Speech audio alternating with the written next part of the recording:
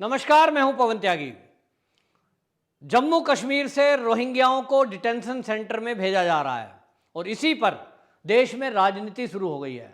आखिरकार जो बांग्लादेशी घुसपैठी हैं, जो रोहिंग्या हैं, जो देश के लिए सुरक्षा के लिए भी खतरा हैं, जो देश की शांति के लिए खतरा हैं और अपराधी प्रवृत्ति में लिप्त हैं, नकली पासपोर्ट, नकली प्रमाण पत्र के सहारे भारत में रह रहे हैं, अपराधी गतिविधियों में लिप्त होते हैं और नशे का कारोबार और मानव तस्करी जैसे गंभीर अपराध में भी लिप्त हैं।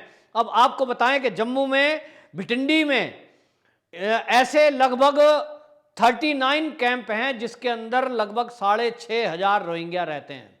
ये 6,500 परिवार जो वहां रह रहे हैं अवैध रूप से, इनके पास से फर्जी आधार कार्ड, फर्जी इनके पास राशन कार्ड, यहां तक कि कुछ लोगों ने फर्जी पैन कार्ड भी बना रखे हैं।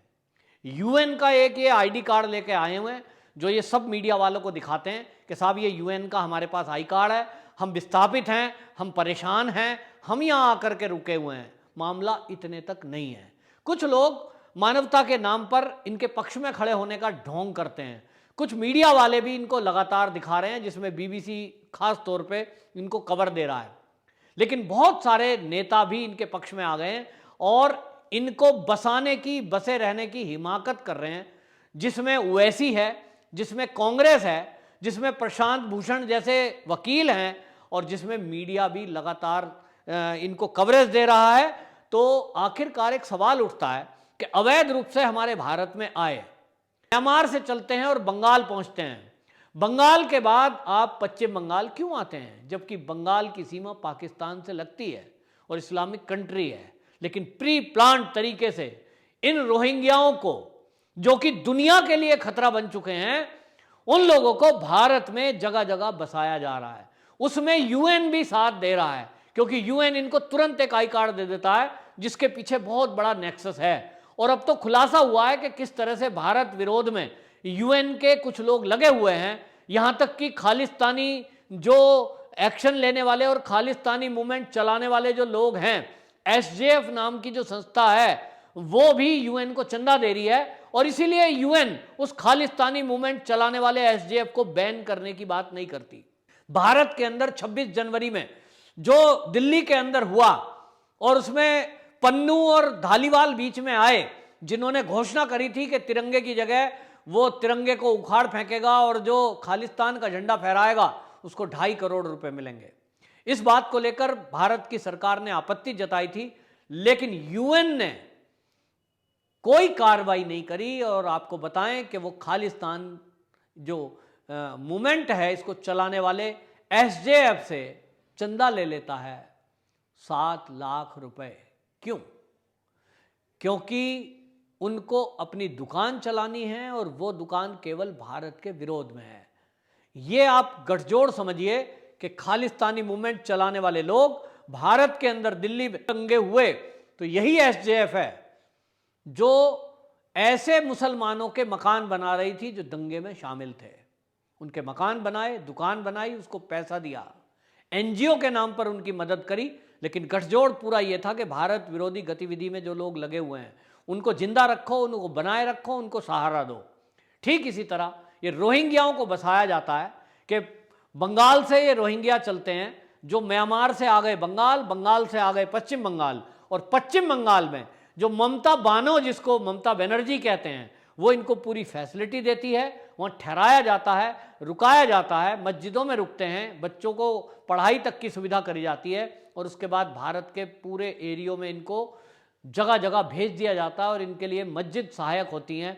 मस्जिदों के माध्यम से इस्लाम के मानने वाले के नाम पर कहकर इनको मदद दी जाती है और सारी व्यवस्थाएं इनको करने के लिए जो एसजेएफ जैसी संस्था है ये भी लगती है और इसमें पीएफआई जैसी संस्था लगती है, और सारे मिलकर के इन रोहिंग्याओं की ऐसी मदद करते हैं कि इनको खोज पाना सरकार के लिए बहुत मेहनत का काम है। यूं कहें तो बहुत बड़ा सिरदर्द है। जम्मू कश्मीर में ये एक्शन सरकार ने लेना शुरू किया, लेकिन जैसे ही सरकार ने ये लेना शुरू किया, आपने देखा कि केवल लगभग 129-139 लोगों को पकड़ करके डिटेंशन सेंटर ले जाया गया।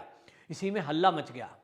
कांग्रेस कहती है क्यों इनको ले जा रहे हो, ओवैसी कहता है क्यों इनको ले जा रहे हो, प्रशांत भूषण ने तो एक कदम और आगे बढ़ के सुप्रीम कोर्ट में PIL डाल दी कि साहब ये जो रोहिंग्या हैं मानवता के अधिकार पर, इनको मानवता के बेस पर इनको रहने दिया जाए।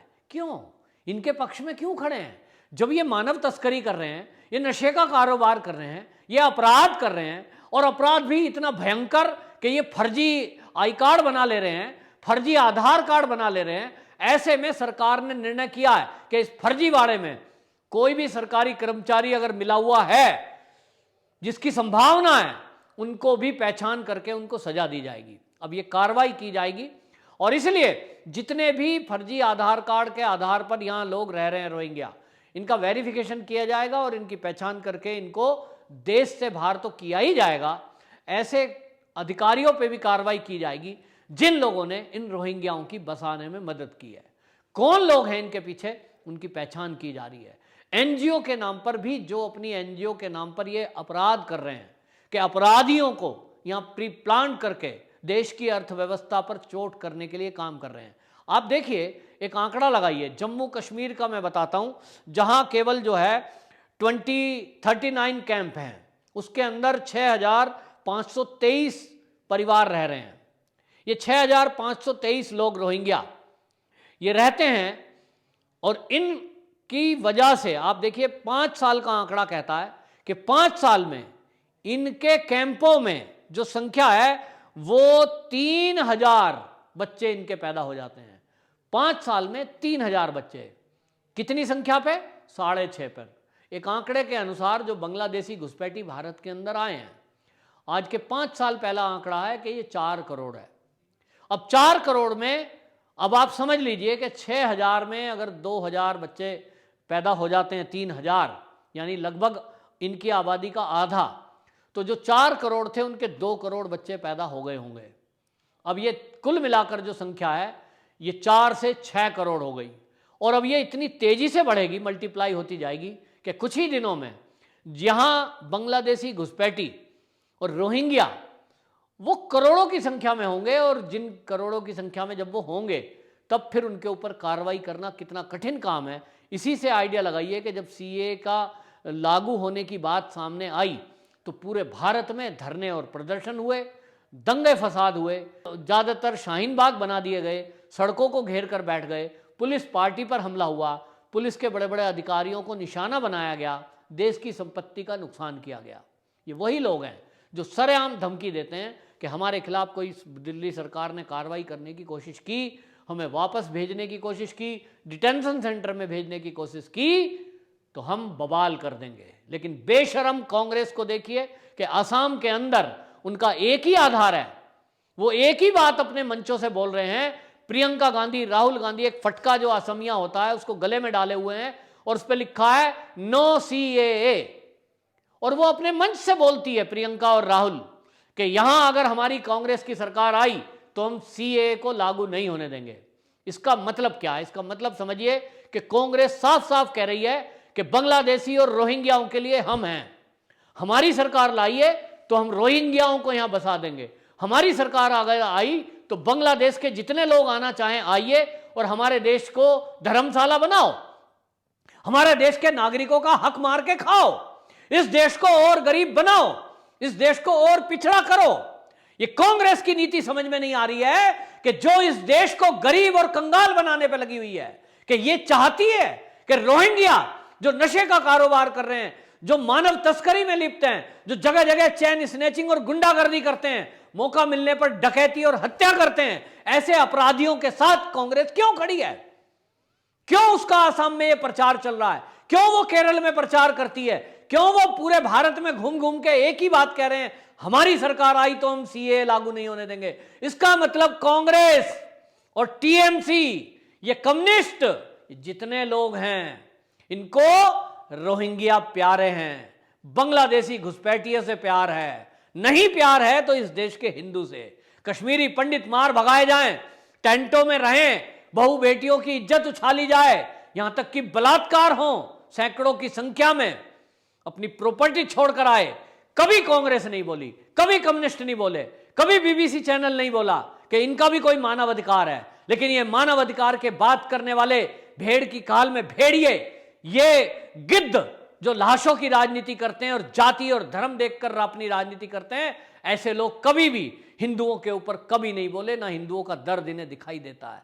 इस देश की चिंता कभी नहीं करी, नहीं तो ये कहते कि हमारे देश की जनसंख्या 130 करोड़ से ऊपर हो गई है, हमारे देश की जनसंख्या विस्फोटक होती जा रही है, हमारा देश पिछड़ता जा रहा है, इसको कंट्रोल करो। कंट्रोल करने की बात करने के बजाय इस देश में अपनी वोट बैंक की राजनीति देख रहे हैं कि हमारी वोट कौन ज्यादा देता है, तो वोट के आधार पर ये समझौता करते हैं। कभी कभी आतंकी भाषा बोलने वाले संगठनों से भी समझौता कर लेते हैं, और जिस तरह से ममता बनर्जी ने पश्चिम बंगाल में समझौता किया हुआ है, ऐसे लोगों से समझौता किया हुआ है और सरकार बनाने का ख्वाब देख रही है। जो लोग ये कहते हैं कि कोरोना आ जाए तो 10, 20, 50 करोड़ आदमी मर जाएं, ऐसी भाषा बोलते हैं। इसका मतलब वो चाह रहे हैं कि इस देश में हिंदू मर जाए, हम ही हम रहें और इसे इस्लामिक देश बना दें। इस इस्लामिक कंट्री बनाने के पीछे ममता बनर्जी, कांग्रेस, कम्युनिस्ट, ये सारे लगे हुए हैं। तो ऐसे में अब हमें तय करना है कि हमें किधर जाना है। हिंदू जहां बटा वहां कटा और वहीं पिटा। तो इस बात को याद रखना कि ये कांग्रेस जो आज सीए की बात कर रही है, इसका मतलब वो सीधा सीधा कह रही है कि उसे हिंदुओं की कोई परवाह नहीं है, उसे केवल परवाह है तो रोहिंग्याओं की, उसे केवल परवाह है तो बांग्लादेशी घुसपैठियों की, और उसे परवाह इसलिए है क्योंकि वो यहां देश के रहने वाले मुसलमानों को ये दिखाना चाहती है कि हम तुम्हारे धर्म के लोगों को देखो कितनी मदद कर रहे हैं, हम उनके लिए हमेशा खड़े हैं। ये प्रशांत भूषण जैसा वकील ये क्यों खड़ा होता है? ये कश्मीरी पंडितों के लिए तो नहीं खड़ा हुआ कभी भी। ये इसलिए खड़ा है, ये दिखाना चाहता है क्योंकि ये इस तरह के राजनीतिक दलों को सपोर्ट करते हैं, ऐसी मानसिकता के लोग हैं। और इसीलिए आप देखना कि ये एक मानसिकता के लोग सारे एक जगह। आज तो राकेश टिकैत भी जाकर के वहां खड़ा है पश्चिम बंगाल में। इसका मतलब राकेश टिकैत भी उस दल में शामिल हो गया है जिनको हिंदुओं से कोई लेना देना नहीं है, लेकिन मूर्ख हिंदू ऐसे नेताओं के पीछे खड़े हैं। पूछना उन लोगों से है जो ऐसे मूर्ख लोग हैं, जो इन नेताओं के बहकावे में आकर उस मंच पर पहुंच गए या उनके सामने बैठे हैं, जो लोग रोहिंग्याओं का फेवर कर रहे हैं। तो राकेश टिकैत के साथ खड़े होकर उसका झंडा उठाने वाले और राकेश टिकैत की जिंदाबाद करने वाले लोगों से भी पूछना चाहता हूं कि वो रोहिंग्याओं को बसाने वाली ममता बनर्जी और कांग्रेस के साथ खड़े होकर राकेश टिकैत मंच साझा कर रहा है, ऐसे में आपका क्या रुख है? क्या आप भी इस देश में कैराना बनाना चाहते हो? कैराना तो बनाना, तो आप पूरे देश को कैराना बनाना चाहते हो। अब ये तय करना है आप देश की जनता को और जहां जहां चुनाव है उस प्रदेश की जनता को। वंदे मातरम।